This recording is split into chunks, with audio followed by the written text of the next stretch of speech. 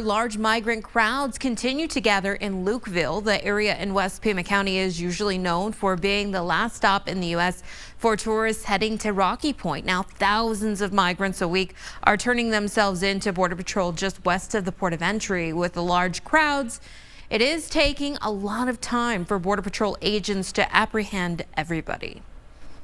Se pasa mucho frío. It is very cold. I've been waiting here for 2 days. You are able to warm yourself by using campfires and gathering together. Even pieces of cactus were used as makeshift firewood. The Tucson sector continues to lead all southern border sectors in migrant apprehensions. Could Congress be on the verge of passing something to address the rise in migrants at the southern border? It's certainly possible as negotiations in Washington continue to fund Ukraine, Israel, and more going forward. Our Joe St. George looks at the current numbers at the border and the real possibility this actually happens.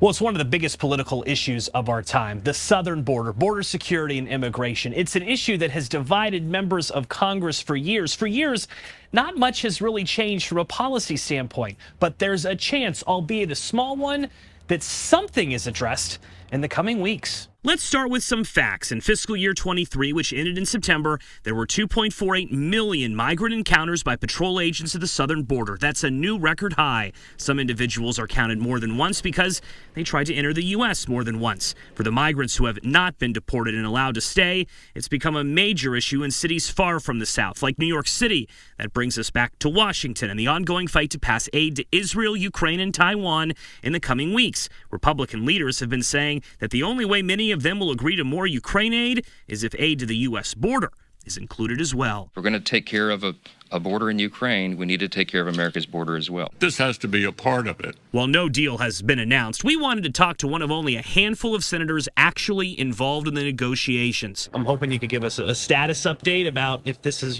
going to happen or not. I think it will happen. I think it's going to happen because we just can't fail to fund Ukraine. Democratic Senator Michael Bennet of Colorado is one of those at the negotiating table right now. He says both sides will need to make some concessions to get this done. Could we see border wall funding? Well, I think that'll be part of it. So we'll see some funding.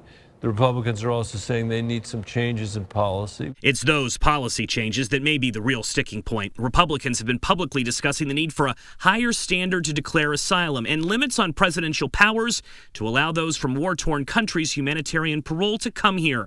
Those are tough sells to many Democrats who would like to see immigration changes like a pathway to citizenship for migrants who came to the U.S. illegally as children. For the moment, though, that is not expected to be in a deal. So DACA's on the table for this? No, I mean, for DACA, I would desperately want the Dreamers to be part of this. Desperately. Is this going to be more border security only? I don't know what to find. You said I wasn't going to negotiate in public, and that's right. I had to try. And yeah. Nothing is agreed until everything is agreed. One thing that seems to be agreed upon, though, by many in Congress is the need to get money to Ukraine soon, which is moving border talks along. Joe St. George, Scripps News, Washington.